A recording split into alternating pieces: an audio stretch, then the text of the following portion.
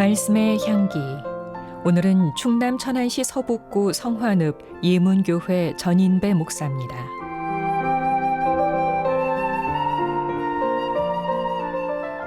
오늘 우리가 함께 파고 들어볼 자료는 신앙 칼럼 영성은 개인의 됨됨이이다 라는 글입니다.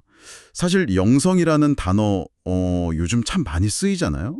네네, 많이 쓰이죠. 뭐 헨리 나우엔이나 리처드 포스터 같은 분들 책 읽으면서 나도 영성을 좀 갖고 와야겠다 이렇게 다짐하는 분들도 많고요. 맞아요. 하나의 유행처럼 번지기도 했고요. 근데 솔직히 말하면 이 단어 자체에 대해 약간 거리감을 느끼는 분들도 꽤 있는 것 같아요. 그렇죠. 왠지 좀 신비주의적인 것 같고 나와는 상관없는 얘기처럼 들리기도 하고요. 바로 이 칼럼이 그 지점에서 이야기를 시작합니다. 불교나 다른 명상 프로그램에서도 영성이란 말을 쓰는데 기독교인이 이 단어를 쓰는 게 좀 어색하지 않나? 하는 질문으로요. 아주 현실적인 질문이죠. 네.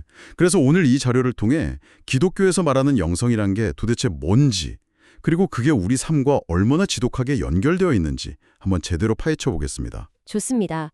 용어에 대한 어색함 때문에 정작 중요한 핵심을 놓치는 경우가 많거든요. 이 글은 영성이 단순한 유행어가 아니라 정말 기독교 신앙의 심장과 바로 맞닿아 있다는 걸 보여주려고 합니다. 자, 그럼 그 어색함부터 한번 풀어보죠. 이 칼럼에서는 좀 의외의 주장을 하더라고요. 어떤 주장이죠? 사실은 영성이란 단어를 기독교가 가장 먼저 그리고 가장 깊이 있게 사용해왔다는 이동원 목사의 주장을 소개하는데 이게 역사적 근거가 있다는 거죠. 네, 맞습니다.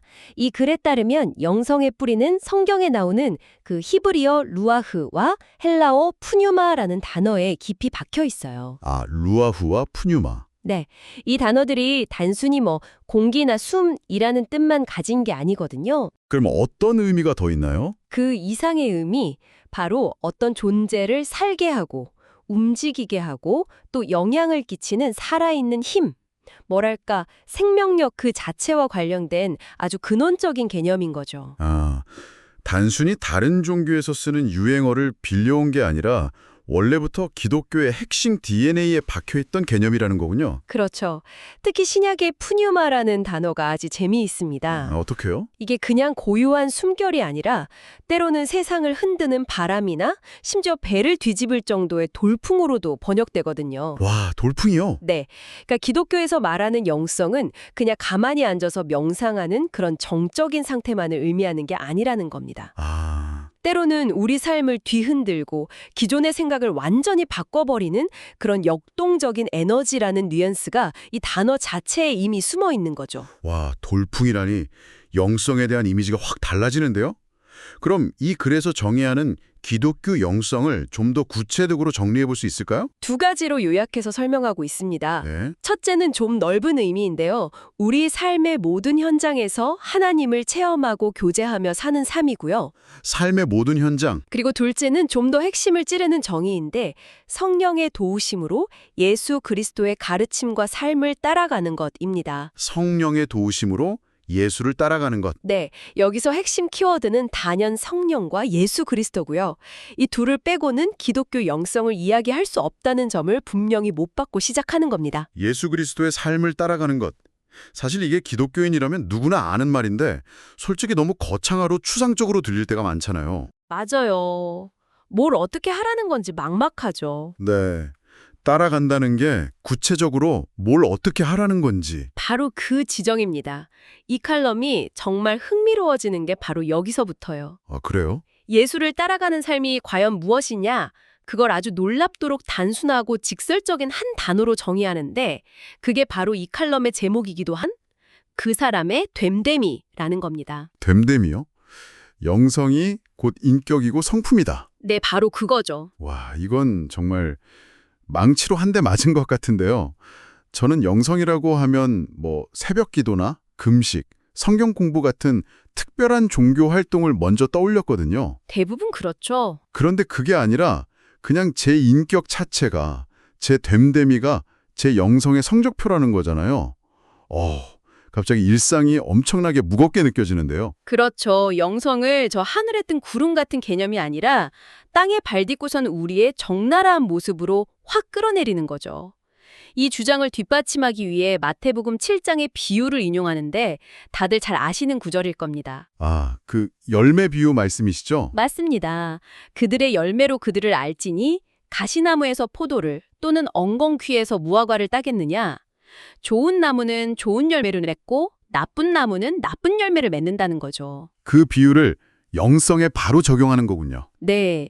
그 사람의 영성이 좋은지 나쁜지는 다른 걸 볼 필요 없이 결국 그 사람의 삶에서 나타나는 열매를 보면 알 수 있다는 뜻으로요. 나무의 뿌리가 얼마나 깊은지, 땅속 토양이 얼마나 비옥한지는 우리 눈에 보이지 않잖아요. 그렇죠. 안 보이죠. 하지만 가지 끝에 탐스러운 사과가 주렁주렁 열려 있다면 우리는 그 나무가 아주 건강하다는 걸 단번에 알 수 있죠. 사람의 영성도 마찬가지라는 겁니다. 그런데 그 열매라는 것도 좀 애매하게 들릴 수 있어요. 어떤 사람은 교회 봉사를 열심히 하는 것을 열매라고 생각할 수도 있고 그렇죠. 다른 사람은 또 성경 지식이 많은 것을 열매라고 생각할 수도 있잖아요. 이 칼럼에서는 그 열매의 실체를 무엇이라고 딱 짚어주나요? 아주 명확하게 짚어줍니다. 바로 그 사람의 말투와 행동이라고요. 말투와 행동이요? 네. 칼럼에서는 이렇게 표현해요. 내가 무엇을 속으로 사랑하고 내가 무엇에 관심 있으며 지금 믿음의 수준과 상태 모두 감추어진 것으로 보여지지만 그의 말투와 행동의 결과물들을 통해 드러나게 되는 것입니다. 결국 숨길 수 없다는 거네요? 네, 그렇습니다. 잠깐만요.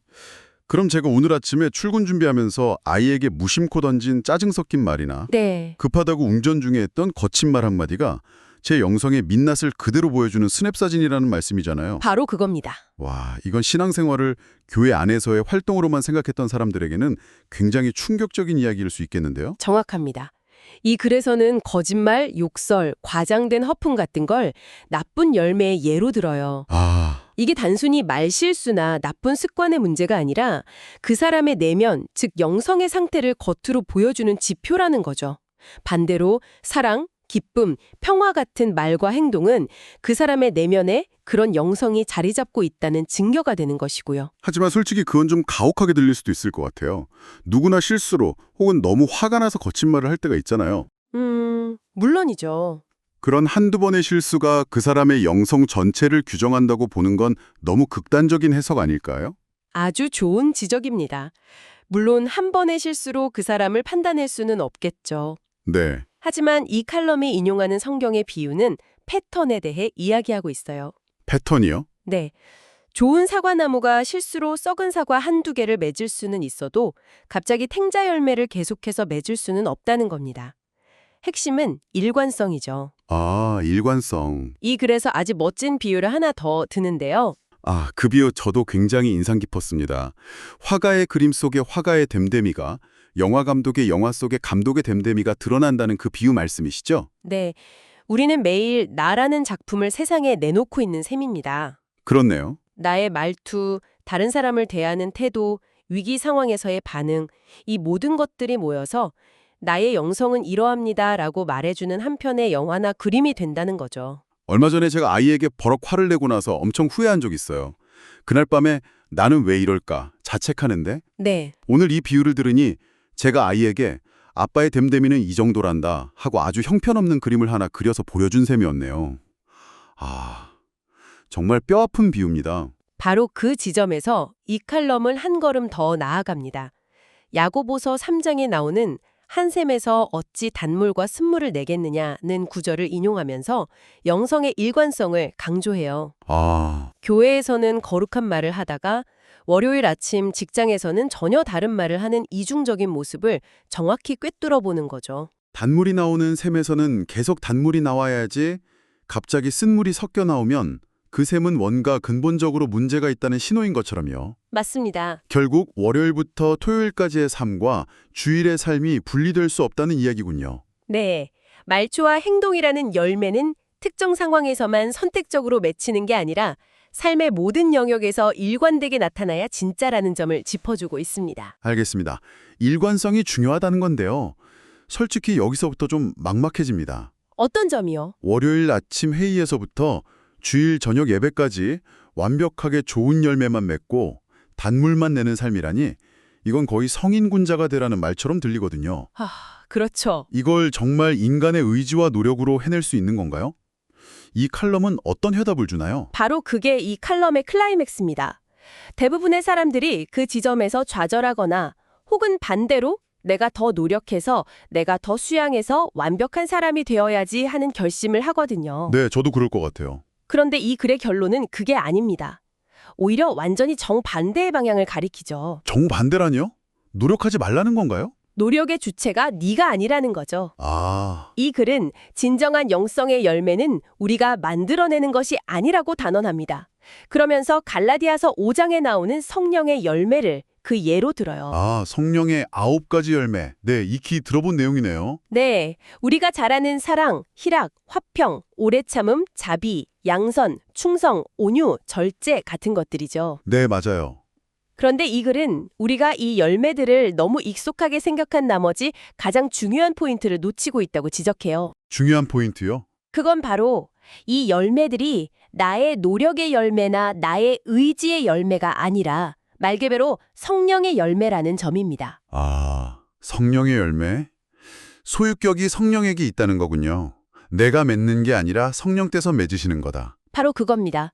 이 열매들은 신자 안에서 그리고 그 신자를 통해서 성령께서 일하심으로써 맺히는 진정한 영성의 결과물이라는 거죠. 와, 나무가 스스로 열매를 맺는 것 같지만 사실은 햇빛과 물과 토양의 양분이 없으면 아무것도 할 수 없는 것과 같아요. 그렇죠. 우리가 할 일은 좋은 열매를 만들어내려고 안간힘을 쓰는 게 아니라 햇빛이 잘 드는 곳에 비옥한 토양에 깊이 뿌리를 내리려고 애쓰는 거죠. 이건 정말 관점의 전환이네요.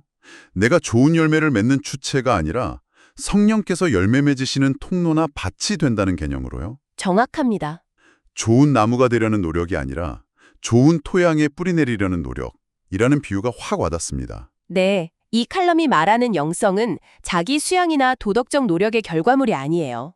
오히려 저는 제 힘으로 좋은 열매를 맺을 수 없는 존재입니다. 그러니 성령께서 제 안에서 일하셔서 저를 통해 당신의 열매를 맺어주시길 바랍니다 하고 나 자신을 내어드리는 것에 가깝습니다. 내 힘을 빼는 거군요. 네, 내 힘을 빼고 성령께서 일하실 공간을 내어드리는 것. 그것이 영성의 핵심이라는 거죠. 오늘 우리는 영성이라는 처음에는 조금 추상적이고 멀게 느껴졌던 단어를 가지고 이야기를 나눠봤습니다. 네, 그랬네요. 그런데 이 글을 따라가 보니 결국 나의 됨됨이, 그리고 일상 속 아주 구체적인 말과 행동이라는 지점까지 오게 되고요. 맞아요. 그리고 마침내는 그 변화의 근원이 내 노력이 아닌 성령께 있다는 결론에 다다르게 되네요. 맞습니다. 영성이란 어떤 특별한 신비 체험이나 종교적 행위가 아니라 우리 삶 자체를 통해 드러나는 인격이라는 점을 명확히 한 것이 가장 큰 수확인 것 같습니다. 네, 저도 그 점이 가장 와닿았어요. 그리고 그 인격의 변화, 즉 좋은 열매를 맺는 것은 내 힘으로 이루어내는 과업이 아니라 성령의 활동에 나를 맡길 때 주어지는 선물이라는 점. 이게 오늘 나눈 이야기의 가장 중요한 시사점이라고 할 수 있겠네요. 이 글의 비유가 계속 마음에 남습니다. 화가의 됨됨이가 그림에 드러나듯이 한 사람의 말투와 행동이 곧 그의 영성을 보여주는 작품이라고 했죠. 네, 아주 인상적인 비유였죠. 이 내용을 듣고 계신 당신에게 마지막으로 이런 질문을 던져보고 싶네요. 만약 지난 한 주간 당신의 삶이 한 편의 영화나 그림이었다면 그 작품은 당신의 됨됨이에 대해 무엇을 보여주고 있을까요? 어떤 열매가 가장 눈에 띄게 그려져 있을지, 그리고 그 열매는 과연 나의 노력으로 맺은 것이었을지 한번 생각해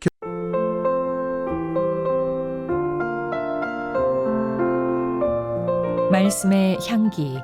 충남 천안시 서북구 성화읍 예문교회 전인배 목사였습니다.